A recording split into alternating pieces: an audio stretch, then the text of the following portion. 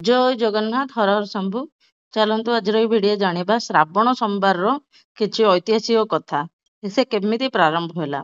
ଦେବ ଦେବ ମହାଦେବଙ୍କର କରୁଣା କାହାକୁ ବା ଅଗୋଚର। ଭକ୍ତି ଭାବରେ ଯିଏ ତାଙ୍କୁ ଆବାହନ କରନ୍ତି ସେ ତାଙ୍କର ସମସ୍ତ ଦୁଃଖ ହରି ନେଇଥାନ୍ତି। ସେଥିପାଇଁ ଅନେକ ଶ୍ରାବଣ ମାସରେ ସୋମବାର ବ୍ରତ ରଖିଥାନ୍ତି। କାରଣ ସବୁ ମାସ ମଧ୍ୟରେ ଶ୍ରାବଣ ମାସଟି ଭଗବାନ ଭୋଳାନାଥଙ୍କର ପ୍ରିୟ ହୋଇଥାଏ ବୋଲି ବିଶ୍ୱାସ ରହିଛି। ତା ଛଡ଼ା ଏହି ଶ୍ରାବଣ ସୋମବାର ବ୍ରତ କଲେ ଜୀବନରେ ସୁଖ ଶାନ୍ତି ମିଳିବା ସହ ସ୍ୱାସ୍ଥ୍ୟ ଭଲ ରହିଥାଏ ବୋଲି ସାଧୁମାନେ ମତ ଦେଇଥାନ୍ତି।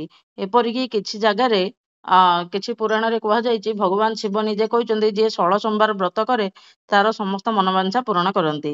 ସେହିପରି ନିଷ୍ଠାର ସହ ଏହି ବ୍ରତ କରୁଥିବା ବ୍ୟକ୍ତି ଅକାଳ ମୃତ୍ୟୁ ତଥା ଦୁର୍ଘଟଣାରୁ ବି ବର୍ତ୍ତି ଯାଇଥାନ୍ତି। ଅନ୍ୟପକ୍ଷେ କୁହାଯାଏ ଶ୍ରାବଣ ମାସର ସୋମବାର ଦିନ ଘରକୁ ଗଙ୍ଗାଜଳ ଆଣିଲେ ତାହା ଶୁଭ ଫଳ ପ୍ରଦାନ କରିଥାଏ। ଆଉ ଯଦି ସେହି ଗଙ୍ଗାଜଳକୁ ରୋଷେଇ ଘରେ ରଖି ଦିଆଯାଏ ତାହେଲେ ଘରେ ସୁଖ ସମୃଦ୍ଧି ବୃଦ୍ଧି ପାଇଥାଏ। ଏପରିକି ଏହି ସୋମବାର ଦିନ ରୂପାର ତ୍ରିଶୂଳ ଘରକୁ କିଣିକି ଆଣିଲେ ଘରେ ଥିବା ସମସ୍ତ ନକାରାତ୍ମକ ଉର୍ଜା ନଷ୍ଟ ହୋଇଯାଇଥାଏ ବୋଲି ଲୋକମତ ରହିଛି। ସେହିପରି କୁହାଯାଏ ଶ୍ରାବଣ ମାସରେ ପ୍ରତି ସୋମବାର ଦିନ ଯେଉଁ ବ୍ୟକ୍ତି ଭଗବାନ ଭୋଳାନାଥଙ୍କୁ ବେଲପତ୍ର ଚନ୍ଦନ ଅକ୍ଷତ କ୍ଷୀର ଓ ଗଙ୍ଗାଜଳ ପ୍ରଦାନ କରି ଭକ୍ତିର ସହିତ 108 ଥର ମହାମୃତ୍ୟୁଞ୍ଜୟ ମନ୍ତ୍ର ଜପ କରିଥାନ୍ତି ତାଙ୍କର ସମସ୍ତ ପାପ କ୍ଷୟ ହୋଇଥାଏ ବୋଲି ଲୋକ ବିଶ୍ୱାସ ମଧ୍ୟ ରହିଛି। ଚାଲନ୍ତୁ ଜାଣିବା ସୋମବାର ବ୍ରତ କଥା ପୂଜା ବିଧି ବିଧାନ। ଓଡ଼ିଶାର ବିଭିନ୍ନ ଶୈବ କ୍ଷେତ୍ରରେ ଏହି ଉତ୍ସବ ପାଳନ କରାଯାଇଥାଏ। ଆଷାଢ଼ ପୂର୍ଣ୍ଣିମା ଠାରୁ ଆରମ୍ଭ କରି ଶ୍ରାବଣ ପୂର୍ଣ୍ଣିମା ପର୍ଯ୍ୟନ୍ତ ସମସ୍ତ ସୋମବାରରେ ବିଭିନ୍ନ ଶିବ ମନ୍ଦିରରେ ଭକ୍ତମାନେ ଶିବଙ୍କ ମସ୍ତକରେ ପାଣି ଢାଳନ୍ତି। ବୋଲବମ୍ ଯାତ୍ରାରେ ଭାଗ ନେଉଥିବା ଭକ୍ତମାନଙ୍କୁ କାଉଡ଼ିଆ କୁହାଯାଏ। ଭକ୍ତମାନେ ଗେରୁଆ ବସ୍ତ୍ର ପରିଧାନ କରି କାନ୍ଧରେ କଳସୀ ଭାର ଧରି ଚାଲି ଚାଲି ସମ୍ପୂର୍ଣ୍ଣ ପଥ ଅତିକ୍ରମ କରିଥାନ୍ତି। ସୋମବାର ହେଉଛି ଶିବଙ୍କର ବାର। ପୁଣି ଶ୍ରାବଣ ମାସର ସୋମବାର ପରମ ପୁଣ୍ୟଦାୟ। ଏହି ଦିନ ଗୁଡ଼ାକରେ କାଉଡ଼ିଆ ମାନେ ଭାରରେ ନଦୀ ଜଳ ଆଣି ଶିବଙ୍କୁ ଅଭିଷେକ କରିଥାନ୍ତି। ସେଇଥିପାଇଁ ଶିବ ମନ୍ଦିର ଗୁଡ଼ିକରେ ବହୁତ ଭିଡ଼ ହୁଏ। ସୋମବାର ବ୍ରତ କଥା ବିଧିରେ ସୋମବାର ଶିବ ପୂଜାର ମହତ୍ତ୍ୱ ବର୍ଣ୍ଣନା ହେଉଛି। ପୁତ୍ର ସ୍କନ୍ଦ ବା କାର୍ତ୍ତିକେୟଙ୍କ ପ୍ରଶ୍ନରେ ମହାଦେବ ତାହା କହିଛନ୍ତି। ମହାଦେବ ଏହି ବ୍ରତର ବିଧି କହିବା ବେଳେ ସେଠାରେ ଉପସ୍ଥିତ ପାର୍ବତୀ ବ୍ରତର ଫଳ ଓ ମାହାତ୍ମ୍ୟ କ'ଣ ବୋଲି ତାଙ୍କୁ ପଚାରିଛନ୍ତି ଏବଂ ଶିବ ତାହାର ଉତ୍ତର ଦେଇଛନ୍ତି। ସୋମବାର ବ୍ରତର ଫଳ ରୂପେ ପାର୍ବତୀଙ୍କୁ ଶିବ କହିଛନ୍ତି ଯେଉଁମାନେ ସୋମବାରରେ ମହାଦେବଙ୍କୁ ପୂଜା କରନ୍ତି ଇହଲୋକରେ ସେମାନଙ୍କ ସମସ୍ତ କାର୍ଯ୍ୟ ସିଦ୍ଧି ହୁଏ ଏବଂ ପରଲୋକରେ ସେମାନେ ଶିବଲୋକ ପ୍ରାପ୍ତି ହୁଅନ୍ତି। ସୋମବାର ବ୍ରତ କଲେ ବାଞ୍ଛିତ ଫଳ ପାଆନ୍ତି ଏବଂ ପରକାଳରେ ଶିବଲୋକଙ୍କୁ ଯାଆନ୍ତି। ପରିଶେଷରେ ଶିବ କହିଛନ୍ତି ଆଗ ପାର୍ବତୀ ହିମାଳୟରେ କୋଟି ସଂଖ୍ୟାରେ ବ୍ରତ ଓ ଦାନ କଲେ, ଏକାଦଶୀ ପାଳନ କଲେ, ସୂର୍ଯ୍ୟଗ୍ରହଣ ଆଦିରେ ଦାନ କଲେ, ଶିବରାତ୍ରି ବ୍ରତ କଲେ ଏବଂ ସବୁ କାଳରେ କୃଷ୍ଣାଷ୍ଟମୀ ବ୍ରତ କଲେ ପାଳନ କଲେ ଯେଉଁ ସବୁ ଫଳ ମିଳେ କେବଳ ସୋମବାର ବ୍ରତ କଲେ ତାହାଠାରୁ ଅଧିକ ଫଳ ମିଳିଥାଏ। ଶ୍ରାବଣ ମାସକୁ ଏକ ପୁଣ୍ୟର ମାସ ବୋଲି ମନାଯାଏ। ଶିବଙ୍କର ଏହି ମାସରେ ପ୍ରତ୍ୟେକ ସୋମବାର ବେଶ ଗୁରୁତ୍ୱପୂର୍ଣ୍ଣ। ବିଶ୍ୱାସ ରହିଛି ଯେ ଶ୍ରାବଣ ସୋମବାରରେ ଶିବଙ୍କ ପୂଜାର୍ଚ୍ଚନା କରି ଯାହା ବି ମାଗିବେ ଆପଣ ମନସ୍କାମନା ନିଶ୍ଚୟ ପୂରା ହେଇଯିବ। ତେବେ ଚାଲନ୍ତୁ ଜାଣିବା ଶ୍ରାବଣ ସୋମବାରରେ ଶିବଙ୍କୁ କିପରି ପୂଜା କଲେ ସେ ତୃପ୍ତ ହୋଇଥାନ୍ତି। ଶିବଙ୍କୁ ପ୍ରସନ୍ନ କରିବାକୁ ଭକ୍ତମାନେ ବେଲପତ୍ର ଗଙ୍ଗାଜଳ କ୍ଷୀର ଭାଙ୍ଗ କର୍ପୂର ଚାଉଳ ଆଦି ଅର୍ପଣ କରିଥାନ୍ତି। ମାତ୍ର ଏପରି ଏକ ଜିନିଷ ଅଛି ଯାହାଙ୍କର ଶିବଙ୍କର ଅତି ପ୍ରିୟ। ଯଦି ଆପଣ ଶିବଙ୍କୁ ରୁଦ୍ରାକ୍ଷ ଅର୍ପଣ କରିବେ ତାହେଲେ ହର ହର ଦେବ ମହାଦେବ ନିଶ୍ଚିତ ଭାବରେ ପ୍ରସନ୍ନ ହେବେ। ଏହାକୁ ଆପଣ ମହାଦେବଙ୍କୁ ଅର୍ପଣ କରିପାରନ୍ତି କିମ୍ବା ମହାଦେବଙ୍କ ନିକଟରୁ ପୂଜା କରି ଆଣି ନିଜେ ବି ନିଜ ଶରୀରରେ ଧାରଣ କରିପାରନ୍ତି। ବିଶ୍ୱାସ କରାଯାଏ ଯେ ଶରୀରରେ ରୁଦ୍ରାକ୍ଷ ଧାରଣ କଲେ ଅନେକ ସମସ୍ୟା ଦୂର ହୋଇଯାଏ। ଶାରୀରିକ ଅସୁସ୍ଥତାରୁ ନେଇ ଦୁଶ୍ଚିନ୍ତା ଆଦି ଦୂର ହୋଇଥାଏ।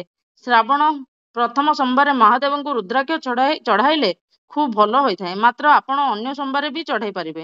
ରୁଦ୍ରାକ୍ଷ ଅର୍ପଣ କରି ଆପଣ କିଛି ମାନସିକ କଲେ ଖୁବ୍ ଶୀଘ୍ର ଆପଣଙ୍କ ମନସ୍କାମନା ପୂର୍ଣ୍ଣ ହେବ ବୋଲି ବିଶ୍ୱାସ ଅଛି। ଦେବଦେବ ମହାଦେବଙ୍କ ପ୍ରିୟ ମାସ ହେଉଛି ଶ୍ରାବଣ। ଅତ୍ୟନ୍ତ ପବିତ୍ର ଓ ଶୁଭ ବୋଲି ବିବେଚନା କରାଯାଏ। ମାନ୍ୟତା ରହିଛି ଯେ ଶ୍ରାବଣ ସୋମବାର ଦିନ ଭଗବାନ ଶିବଙ୍କ ଆରାଧନା ସହିତ ରୁଦ୍ରାଭିଷେକ କରିବା ଦ୍ୱାରା ବିଶେଷ କୃପା ପ୍ରାପ୍ତ ହୁଏ। ଶ୍ରାବଣ ମାସ ସୋମବାର ବ୍ରତ କରିବା ଦ୍ୱାରା କୁମାରୀମାନଙ୍କୁ ଭଲ ବର ମିଳିଥାଏ ଏବଂ ସଧବାମାନେ ସୌଭାଗ୍ୟବତୀ ହୋଇଥାନ୍ତି ବୋଲି ବିଶ୍ୱାସ ରହିଛି। ତେବେ ଶ୍ରାବଣ ସୋମବାରରେ କ'ଣ ସବୁ ପୂଜାବିଧି ରହିଛି ଆସନ୍ତୁ ଜାଣିବା।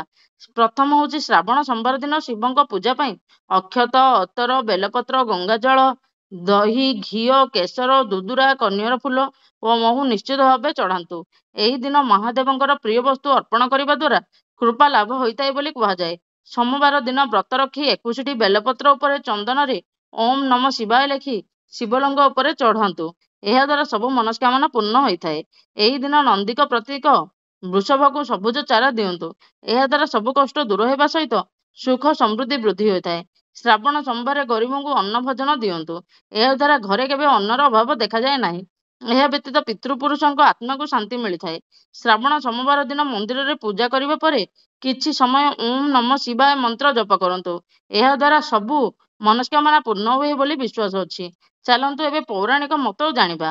ପୂର୍ବେ ଦେବତା ଓ ଅସୁରମାନଙ୍କ ଦ୍ୱାରା କରାଯାଇଥିବା ସମୁଦ୍ର ମନ୍ଥନ ଯୋଗୁଁ ଶ୍ରାବଣ ମାସ ଅମାବାସ୍ୟା ଦିନ ସମୁଦ୍ରରୁ ଅମୃତ ଓ ବିଷ ପ୍ରାପ୍ତ ହୋଇଥିଲା। ଦେବତାମାନେ ଅନୁରୋଧ କ୍ରମେ ମହାଦେବ ସେହି ବିଷ ପାନ କରିଥିଲେ। ସେହି ବିଷର ଉତ୍କଟ ଜ୍ୱାଳାରେ ତାଙ୍କ କଣ୍ଠ ନୀଳବର୍ଣ୍ଣ ହୋଇଯାଇଥିଲା। ବିଷପାନ ଯନ୍ତ୍ରଣାକୁ ଲାଘବ କରିବା ପାଇଁ ଦେବତାଗଣ ମହାଦେବଙ୍କ ମସ୍ତକରେ ସୁବାସିତ ଜଳ ଢାଳିଥିଲେ। ଏହାକୁ ମନେ ପକାଇବା ପାଇଁ ପ୍ରତିବର୍ଷ ଶ୍ରାବଣ ମାସରେ ନୀଳକଣ୍ଠଙ୍କ ଜଳ ଲାଗି ଉତ୍ସବ ପାଳନ କରାଯାଏ। କାଉଡ଼ିଆଙ୍କ ବଲେବମ୍ ଉଚ୍ଚାରଣରେ ଏହି ବମ୍ ଶବ୍ଦର ଅର୍ଥ ନିରୂପଣ ସାଧାରଣତଃ ତିନି ପ୍ରକାର ହୋଇଥାଏ। ପ୍ରଥମ ହେଉଛି ବମ୍ ଶବ୍ଦର ଏକ ଅର୍ଥ ହେଲା ଡମ୍ବୁରୁର ଧ୍ୱନି। ଭଗବାନ ଶିବ ତାଙ୍କ ହସ୍ତରେ ଡମ୍ବୁରୁ ଧାରଣ କରିଥାନ୍ତି ଓ ଏହି ଡମ୍ବରୁ ବାଦନ ଫଳରେ ବମ୍ ବମ୍ ଧ୍ୱନି ଉତ୍ପନ୍ନ ହୋଇଥାଏ। ଏହି ଧ୍ୱନି ଶିବଙ୍କର ଅତି ପ୍ରିୟ। ତେଣୁ କାଉଡ଼ିଆମାନେ ଜଳାଭିଷେକ ନିମନ୍ତେ ଯାତ୍ରା କରୁଥିବା ସମୟରେ ଏହି ବମ୍ ଶବ୍ଦ ଉଚ୍ଚାରଣ କରିଥାନ୍ତି। Ball bomb, Har Har bomb, bomb bomb ଭଲେ ଇତ୍ୟାଦି। ଏହି ବମ୍ ଶବ୍ଦର କ୍ରମାଗତ ଉଚ୍ଚାରଣକୁ ମୁଖବାଦ୍ୟ କୁହାଯାଏ। ଅନ୍ୟ ଦେବତାମାନେ ବିବିଧ ପ୍ରକାର ବାଦ୍ୟଯନ୍ତ୍ରରେ ବାଦନ ଦ୍ୱାରା ପ୍ରସନ୍ନ ହେଉଥିବା ସମୟରେ ଭଗବାନ ଶିବ ଅଳ୍ପରେ କେବଳ ମୁଖବାଦ୍ୟ ଦ୍ୱାରା ହିଁ ପ୍ରସନ୍ନ ହୋଇଥାନ୍ତି। ତେଣୁ କାଉଡ଼ିଆମାନେ ଜଳାଭିଷେକ ଯାତ୍ରା ସମୟରେ ଶିବଙ୍କୁ ପ୍ରସନ୍ନ କରିବା ନିମନ୍ତେ ଏହି ବମ୍ ଶବ୍ଦର କ୍ରମାଗତ ଉଚ୍ଚାରଣ କରିଥାନ୍ତି। ଦ୍ୱିତୀୟ ହେଉଛି ଓଁକାର ବା ପ୍ରଣବର ଏକ ସରଳ ରୂପ ହେଉଛି ବମ୍। ଯେହେତୁ ପ୍ରଣବର ଉଚ୍ଚାରଣ ସମସ୍ତଙ୍କ ପାଇଁ ସୁଲଭ ହୋଇନଥାଏ, ତାହାର ଅର୍ଥ ଉଚ୍ଚାରଣ ପାଇଁ ନିୟମ ପାଳନର ଆବଶ୍ୟକତା ରହିଛି।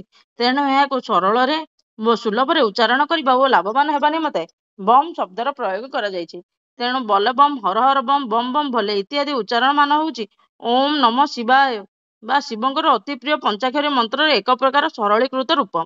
ବମ୍ ଶବ୍ଦ ହେଉଛି ଆମ ଶରୀରରେ ଥିବା ଷଡ଼ଚକ୍ର ମଧ୍ୟରୁ ଅନ୍ୟତମ। ସ୍ୱାଧିଷ୍ଠାନ ଚକ୍ରର ବୀଜ ମନ୍ତ୍ର।